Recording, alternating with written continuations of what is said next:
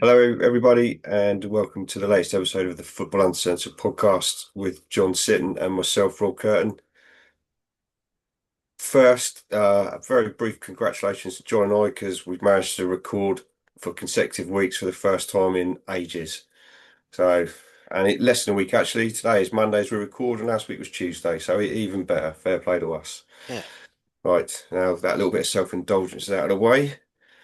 Thank you, everybody, for tuning in once again. Hopefully.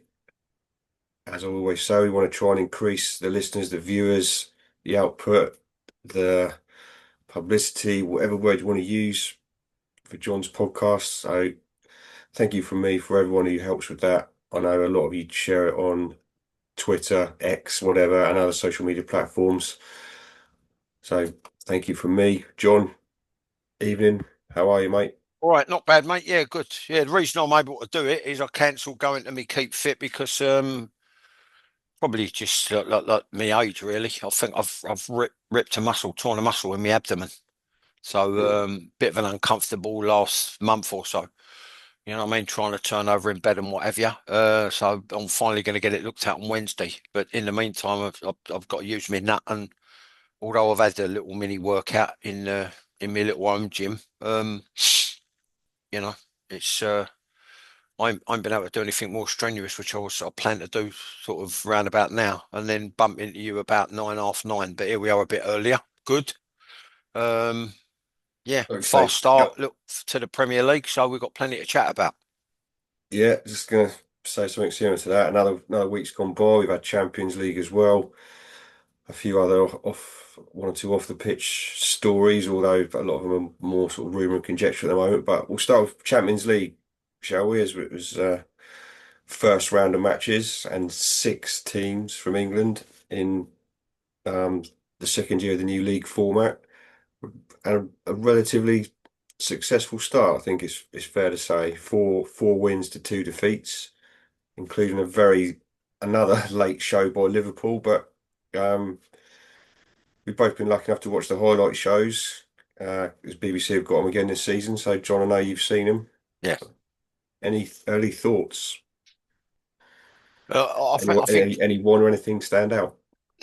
um, well, the resilience and the willing to keep going and snatch it at the end by Liverpool, or get the result. I don't think they can carry on doing that. Um, Surely not. it's a foregone conclusion, and someone was stating the obvious after the league game on Saturday, on Match of the Day. Um, yeah, I mean, I fully concur. Having both played the game, we know that you can't leave things like that. Um, with regards to giving people a goal start or nil-nil and looking to snatch it, or it's 1-1, you're looking to snatch it. Couple of competent displays, just efficient, I thought. Um, Probably Arsenal in particular.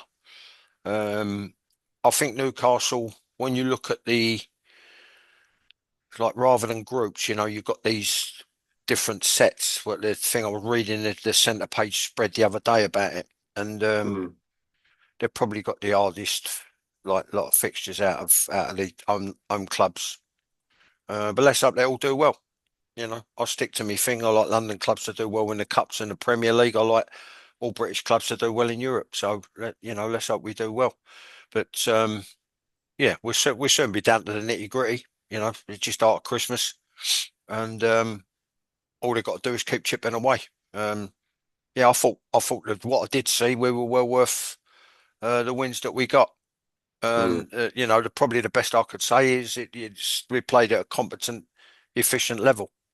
Um, I was more wrapped up in, although I got home and see the highlights on the Wednesday, I was more wrapped up in and looking forward to the league program at the weekend, I must confess.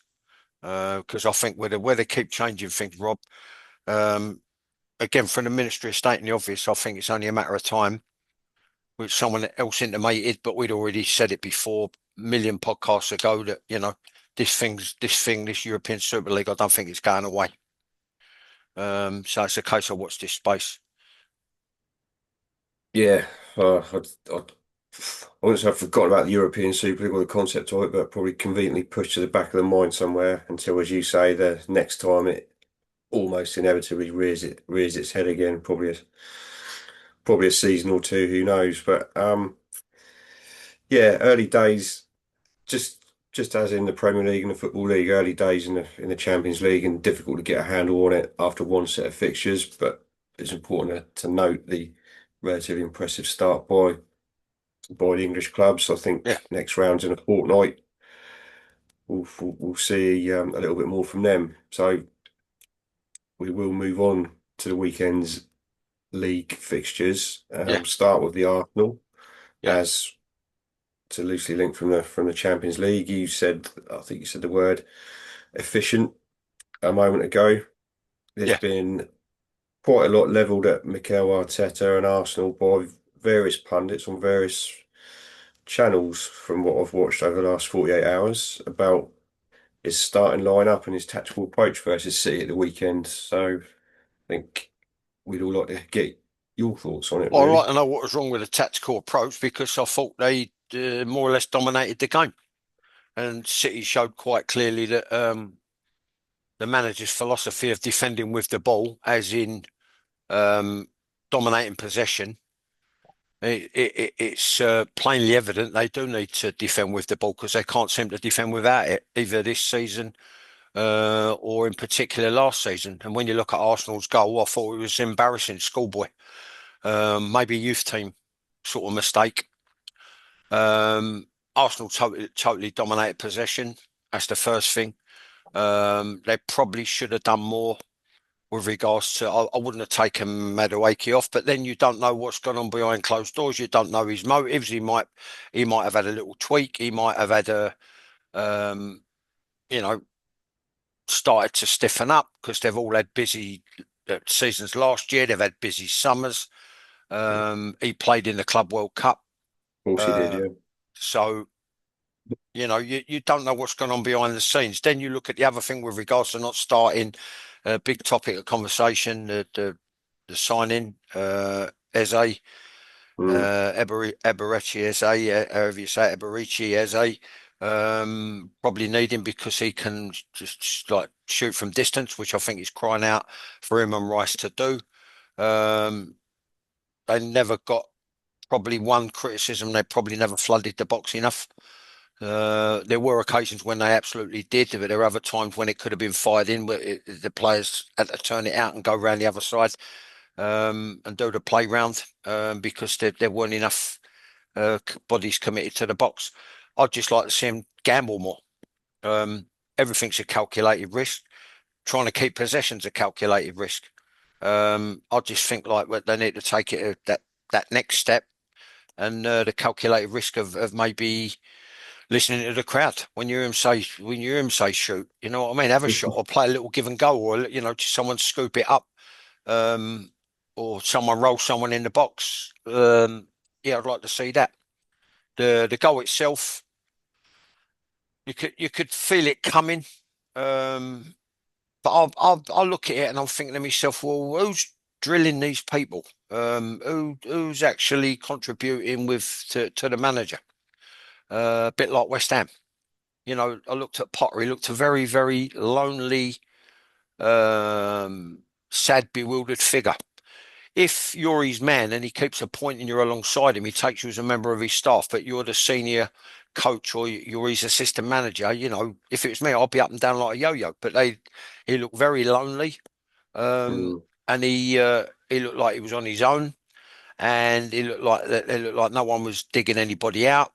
That is reflected in the team, whereby they look bewildered and a bit gutless and a bit spineless. So a bit like you could say him and his staff, because you've got to literally you've got to show some sort of animation.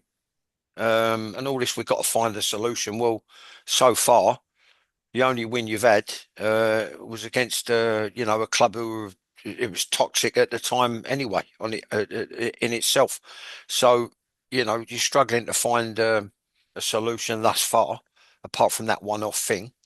And then that brings me to back to the City Arsenal thing. I'm thinking to myself, well, who drills this back four? This is a double basic mistake. I think Calafiori went in and he probably made out he was hurt because he'd gone in a little bit naughty. And then the ref wave play on and the ball went up, then it came back. Calafiori's on his feet, and then he's realised he's meant to be limping, so he sort of gave it to Eze, and Eze's knocked it on a yard or two. Looked up, you've got a very flat back line, no more than as the crow flies 20 yards from the ball. You've got to drop out and assess the marking. Then as you drop out and assess the marking, you've got to pick the run off. Even though Martinelli's particularly quick. If you're not that well drilled where you do it as one and you do it with autonomy, um, which we had it the year we went up, we were amazing at it.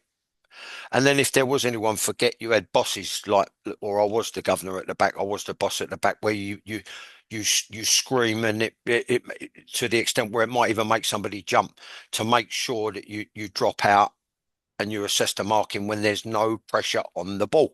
There was no pressure on the ball. So what you do, you drop out and assess the marking. You do not hold a flat line 20 yards from the ball.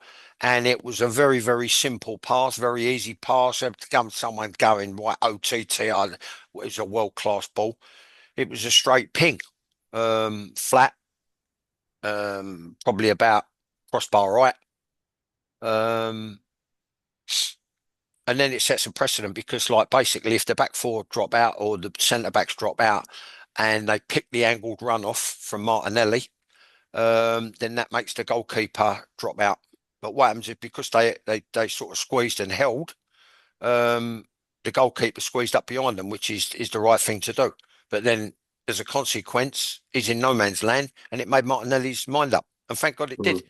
because they were worth a minimum of a point. I just like to see him take more risks. That's all. I don't know what the criticism's Yeah. about, who it's coming from. You've got mugs in media. They've just got to find the story. They've got to try. And I was watching the repeat on YouTube last night of the Graham Taylor documentary, and it was a recipe for disaster. People behind the scenes, players who really and truly were lucky to be there, taking the piss on camera. Um, Not And seen that one. yeah, so picking up the thread of that, what the point I'm trying to make is, like, it's their job to try and find a story, or to pull something out, or maybe like blow something up. The bottom line is the City defended poorly, otherwise they'd have hung on for the 1-0. They defended very poorly at a very critical time. Now that brings me to who questions Pep, who helps Pep, who drills the defence. If Pep's going to take all the plaudits for the way they play going forward and the patterns of play and improving players, then it needs someone alongside him, evidently, to make sure people defend properly and defend appropriately and make the correct decisions. You do not hold a flat line 20 yards from the ball when there's no pressure on the ball. You cannot afford to hold a line. You've got to drop out and you've got to assess the marking. You've got to worry about the spacing behind you. Apart from the fact that it was too high a line, which was another added thing, because it's all about sometimes when you haven't got the ball, gauging your depth.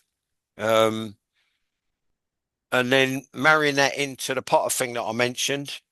I listened to a thing earlier on, people about people not being accountable in my son's industry. And then I look at successive governments. I look at local governments. I look at football. Then I remember what Bill Songer said, in a lot of ways, certain aspects of football, or football reflects life. Well, if that's the case, then you've got people who are being paid um, to look at things, question things, and improve things and put things right, or or there are people being paid to keep their mouth shut. They just sit there like that with their energy drink, and they're looking at the iPads, and they might have a little bit to the thing, and then that's it. Well, what are you doing on the training field? You know what I mean? So a bit like society, there's people in football who are basically getting a good living to keep their mouth shut, and they're not questioning players, they're not questioning their boss, they're not questioning um, what's going on during the game. Um, that's the way I see it. Or if they are, how comes you sign players that stupid? I don't get it. So someone's got to be called. Some judgment's got to be called into question somewhere, and that's what I'm doing. Because it's just, if it is a reflection of society, you've got people who are paid to look at things, break things down, question things, find solutions for things, put things right, improve things, or you've got other people in society and in football who are being paid to keep their mouth shut. Simple as that. Fair enough. Um, That's shocked you, isn't it? to That's slightly, surprised you. It's tickled you. slightly, John. Yeah, it took the wind out myself slightly there, but no, Yeah. I'd never considered it that way before. But no, that's interesting. If the It's players are difficult. not doing enough, let's say take West Ham for instance, right? Gutless, spineless, not earning the right to play. No, absolutely no resilience, no leaders. They concede a goal, they fold, they just cave. Well, they're not a reflection of the fans, are they? It can't be a reflection of the fans. So the bottom line is you've got to be up, and you got to be at them. If they're standing there, it's all very well being whatever qualifications he's got about emotional intelligence. I ain't interested. All you look at, have you got qualifications in being able to coach players to impose their will and drill a back four or drill the whole team defensively. So you've got strategy, and then we're going to spring from this, and then we've got to maximise. Even though we might be short in certain areas, you don't tell the players that, but even though you've got to try and maximise the. I mean, I'll be honest with you. For every time there's a set piece, you can literally see them shaking. They're literally quaking. They're literally like nervous wrecks. Um, that's because of their previous track record and the fact there's no one willing to roll their sleeves up and take responsibility and start bossing people. People in bygone eras who would have pointed the finger and made sure you rolled your sleeves up. Billy Bonds, Frank Lampard Senior, Lampard Junior, people like Rio Ferdinand, who would have as they broke in to the side and grew. Um, Neil Ruddock, people like that, they wouldn't have think they wouldn't have stood for this. Who was the other one? The lunatic left back. I met him at Cigardo. Chalk and cheese Julian off Dix. Julian Dix. Yeah, yeah, yeah. Yeah, Julian Dix. He wouldn't have. We had a great chat about football, about life, about different characters in the game, and the most like the nicest, warmest, unassuming um, man you could ever wish to meet, and great company. But on the football field, just a different ball game, like a A little totally bit. different aspect to him, totally another side. But you look and you think, well, where are these people now? There's no leaders Yeah. there. There's no leaders there. So that's the conclusion I draw from the game at the top and the game at the bottom. Okay. There's people who are being paid to remedy stuff, put stuff right, correct stuff, improve stuff. Um, and if they are, then the players quite clearly ain't up to it. And there's other people who maybe just go, you know what? Let's take the compensation package. So I'm just going to sit here and relax, which is what they do. You know what I mean? That's the mistake I made. Yeah. Well, if you quite a few things to pick up on now. I'll try and draw a couple out. One of them being well drilled, um, taking accountability, and good coaching. Paraphrasing ever so slightly, I want to try and say a little bit about to one or two clubs, managers that probably should get a bit more of a mention. We're not quite as guilty as uh, some pundits and podcasts, but Bournemouth, so Andoni Iraola, fourth fourth place at the moment. Um, Crystal Palace, what's his name, Oliver Glasner, obviously won the FA Cup, currently on a long unbeaten run, stretching out the last season, 17 games, I think. And Fulham, Marco Silva, who I will say on more than two or three occasions you have sung the praises of previous podcasts, a VAR apology from possibly being second in the league at the moment. Mm. And I think they're three pretty good examples of sort of contradictory to some of the good points you were making about teams and players that aren't so well drilled. So, any Mm. thoughts on those three, or Well, just one?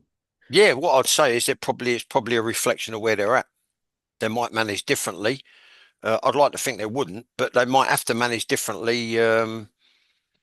Going back to the documentary I watched last night, He thought he was managing when really and truly it was totally stuff going on behind his back out of his control. But it was nonsense, you know what I mean? The Graham Taylor documentary. That you look at people like, all due respect, Fulham, Bournemouth. Um, what's the other one you said? Fulham, Bournemouth, and what? Palace. Palace. Yeah, I don't think the Palace geezer is going to be there beyond this year because I don't think they've made the signings he wants. I think he might if he's gonna commit, then they're gonna want to see a commitment probably before the end of the calendar year. Mm. I can see him being headhunted, and he's made very strong his opinions with regards to not getting in adequate replacements for Eze, and they thought they were going to lose Gueye, which they still might, which they will do. They'll lose him on a free at the end of the year. He can I'd say sign so, he yeah. can sign a pre-contract agreement. Some what I was reading, something between December and January, but towards the end of January. Then you've got a couple of Spanish giants are in for him, and then they reckon like City's a big admirer, as well as Liverpool coming after him. Yeah, I mean he's like an England regular now, and very I was comfortable gonna at say, that yeah. level it would seem. But sticking with the managers, I think they're a reflection or they're a product of their environment. I think they realise, let's say a couple of three things, maybe along similar line. I would be thinking along similar lines. We're not one of the big clubs, so we're not going to compete with the big clubs. But what we've got to do, we've got to have every single aspect going for us with regards to trying to win a football match. That means being solid defensively, being well drilled. He's obviously, particularly the Fulham guy, looked like really gotten really well motivated. Um, you've got different clubs within those three. So like the Bournemouth one, then maybe rely a little bit on the counter because they know they've got massive pace and power. They frightened the life out of Liverpool up at Anfield. I thought they deserved something out of the game. Mm. Then you've got things like set pieces. And then you've got, last but by no means least, uh, we need to start fast. We need to get off to a good start. And it might give a false reading in the respect that they won't be in the top four come January, February, March, April. But what it is, they've got the necessary cushion, they've got the necessary points to give it an air of respectability with regards to their final position. If they go to, which probably all three of them deserve to have bigger jobs, all due respect to the clubs they're at, um, they might have to change their. I'm hoping they wouldn't, but you've seen what's happened at United with the guys come from um, a fiefdom in Portugal, his own little fiefdom in Portugal, gone to Man United. It's a different ballgame. You know, you've Yeah. got players acting the goat. I've been through all that. You've got players acting the goat, think they're doing the club a favour, pick it. Some using the club as an ATM. Some are lucky to be there. Some think they're doing the club a favour, picking up whatever, 160, 180, 200K a week. Some are just waiting until their next move. Some like, oh, you never put your arm around me and kiss me on the cheek enough, so I'm going to throw my toys out the Prem. And they go on loan, then they go on another loan, and they're in between clubs. Um, that's the other aspect. That's the other thing you've got to look at. If they go to a club like that, if say like Areola goes, gets headhunted, or Glasner, or the guy at Fulham, who I've been a big admirer, and I thought he was very unlucky at when he had his little spell at Everton. It was just like too toxic there. I think I'm right in saying that. I think he had a little spell there, didn't he? Who was that one, John? Sorry. The Fulham geezer. Did he? When he at Everton for a little while? Everton briefly. I couldn't tell you who he Yeah. was. So anyway, like these are what probably they'd be one of the so-called top like big eight. You know what I mean, or the G7, like the G7. They might have to change their philosophy. But they're at clubs where they can maybe um, impose their personality a little bit more, and Mm. there you've got the contradiction of it all. You've got players who uh, want to be and are willing to be and need to be coached, and you've got others who think they're doing the game a favour. Um, But I we'll think see how long. yeah, there's got to be structure. Yeah, we'll see how long their good runs last. Obviously, regular viewers and as well as us remember towards the mid to latter stage of last season, we focused on a couple of episodes of clubs like I think Bournemouth were one, Brighton were another, and Forest were another at the time. Sort of similar level clubs who were threatening the big boys, Yeah. and we spoke about could they long it out? Obviously, you said no, they're highly unlikely. Proved right, so Well, I'm they'd have sure done it that again, wouldn't they? Brian would have done it again at the weekend, but the geezers, just his body position was wrong. yeah, You know, what I mean, you've got to do the work early, and you've got to have the right body position. So if it does ricochet off you, it's going to ricochet back into the game rather than in the roof of the net. Uh, Spurs, I thought, they're lucky to dig a point out. Would have think, if my memory serves me right, 2-2 at Brighton. yeah, And they're very highly fancied this year. Um, but that category of manager you're talking about, Thomas Frank probably comes into that category of manager, having come from abroad to Brentford and then yeah, done well at definitely. Brentford. But he's got like a little fiefdom there, and he's got a good crew around him. Where the recruitment was good and the turnover of players was good. You've only got to look at the players they've bought and sold. Um, but while they were at Brentford, they acquitted themselves well and they played well. They've got a bit of profile. They've got some great results, some great performances, and they got their just desserts in terms of league position and certain players getting a move out of it. You know what I mean? Now he's with one of the so-called big fish. So let's see. Let's see, Yeah, indeed. yeah. Right, down the last 10 again, as per we shot through. So, ever so slightly off piece, still talking about football, but bringing a bit of meteorology into it. One thing I did notice, a lot of inclement weather in the northwest over the weekend. Watching the Man United Chelsea game, the Burnley game, and I forget the other one, but forgive the phrase, absolutely pissing it down and on the brink of, certainly I think it was at the United Chelsea game, waterlogged pitch, puddles on the pitch. Mm, As someone who's been on many a football pitch and probably mm. some, it's fair to say, not quite as well maintained as they are these days. That's for sure. Yeah. Just how badly does a factor like that, or not badly, affect how you play the game? Can it have a big influence, or is it something that you kind of shut out as a player as much as you can? Oh, I can only talk personally, which is why I'm sort of really ultra critical. Um, Once I got over my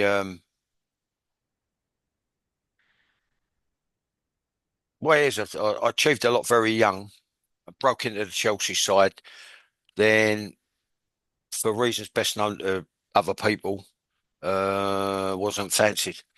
After two dodgy games out of 14, but I can honestly say, um, it never affected me from the respect that once I got over that early disappointment, um, and maybe losing a bit of belief and a bit of confidence, um, I just grabbed it around the throat and then started dictating and bossing what was going on around me and in front of me to make the game easy for myself. The most important point I'm going to make is my concentration was impeccable, was immaculate. Hence the consistency. Um, every club I played for, really, but most certainly the other three, Millwall, Gillingham, and Orient. Um, but even at Chelsea, there's a lot of games really I didn't. Uh, Probably had a couple of really bad ones. And all the others have really put a foot wrong. That can only be down to concentration and the way you prepare. And So just there's the to, two key things there then. I just think that's what it boils down to, Rob. When it comes to that, you might go for something, you might have to adjust. You might go for something, and the ball will stop dead. Um, you got to be sensible with it. More often than not, especially back in those times, you modify your game and use what we called the airspace. You know what I mean? And then if any mistakes, you get the ball forward early, and if any mistakes were going to be made, they'd be made in the top third. You know what I mean? So nah, I Yeah. mean, didn't bother me in answer to your question. Fair enough, we say fail to prepare, prepare to fail. That's one of the phrases in Yeah, it, they love that one. Yeah, yeah, and at that level of football, yeah. you should be. you should be able to concentrate and block out external factors, I'd imagine. So no, just struck me when I was watching match today. It's like I know it's Yeah, it getting was towards teeming. that, It was absolutely bucketing down there. Yeah, yeah, yeah. Especially at Old Trafford, it looked like. Yeah. but speaking of doom and gloom, loosely linking weather to something else, what I did read, I think it was a couple of weeks ago now, everyone's best friend, VAR, video assistant referee, is now unbelievably for me into its seventh season of operation, Right. Okay. and which stunned me. I didn't think it had been that. I didn't think it had been that long, but Me neither. Who knew? apparently so. Yeah. And obviously, there's been one or two ricks Yeah. already this year. We touched Yeah. on one earlier, which was Fulham Chelsea a few weeks ago. Yeah. I think they issued an apology to Fulham on that. What good's that? Well, sod all. Just if you can, in a literally a couple of minutes, where has VAR improved football? Yes or no? Emphatic no for me. That's where I was at from the start. That's where I'm still at. Um, I preferred the spontaneity. I preferred the maybe the jeopardy of the occasional bit of human error with regards to linesman and or the referee. But if you scored a goal, the spontaneity of the goal and the celebration afterwards. Now, um, you've got all sorts going. Maybe two things really. I said one the other day on an Arsenal podcast. Um, has the ball gone over the line to give the goal? But maybe check for a penalty. That would be it. Hmm. You know what I mean? Some people if they're getting booked and sent off the back of stuff, um, it's taken all sorts out of the game.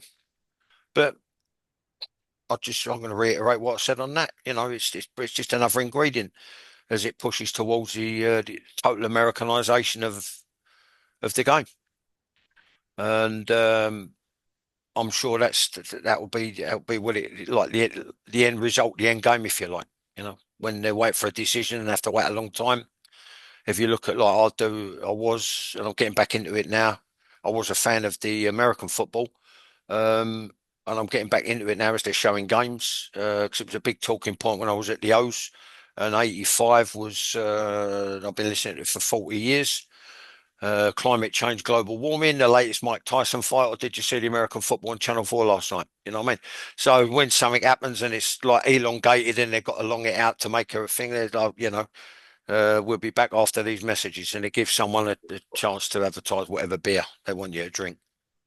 I Um, sincerely hope you're wrong on that, certainly in our lifetime, but I strongly suspect that you'll that's probably all be about, not. yeah, it's all about, it's Rob, it's about money. The game's all about, it's money, money, money, money now.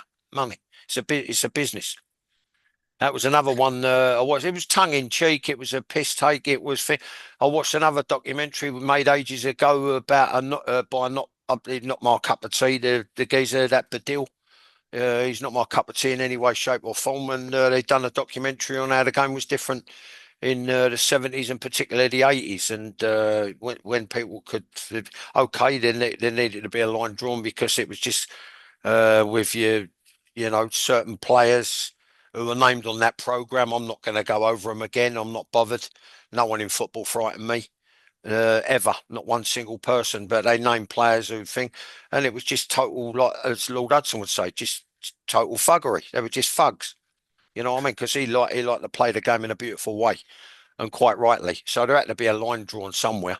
Thank God we have come past that. You know, with ridiculous challenges they showed on this program, ridiculous. You know, possible career-ending challenges, and then you had to either maybe do it on the odd occasion yourself to safeguard your own career, or made sure you weren't compromised. But thankfully that part of the game's evolved. But VAR, nah, not for me. I've a long-winded answer, and I apologise, but no, has it improved the game? No, I don't think it has. And maybe if it was going to be No. used, just use it for two things. Yeah, definitely. I think, well, you got goal line technology. I think the ref has something on his watch, don't he, for the ball across the goal line. And I think they're bringing in, they brought in the more automated offside decisions now. But This which Opta Index, sorry to interrupt. This Opta Index, these stats, Rob, that was initiated you have to by be quick. the Press Association, who brought in ex-professional footballers like me, who, and I was also a coach. So like your eye is tuned into every single aspect of the game, and you can like that. You know what I mean? You're rattling on. I had an headset, and you da da da, and that was the forerunner to what we now know with regards to all these statistics that come out. And we was doing it live, and it was getting fed back to a computer centre up there, I think in Leeds, I believe, somewhere Mm. in Yorkshire anyway. If they're going to stick with VAR, all I would say is what they should be doing is getting ex-players on board alongside the so-called fifth official. Yeah. No, it's a good point, and but unfortunately, a point I'm going to have to cut you off on. We are virtually out of time, so apologies. Thank you again from me for watching. We will endeavour to do another one next week and maintain the regularity. So, good night from me, and thank you. Thanks for your time, Rob. Good night, everyone. Thanks very much for tuning in. Cheerio.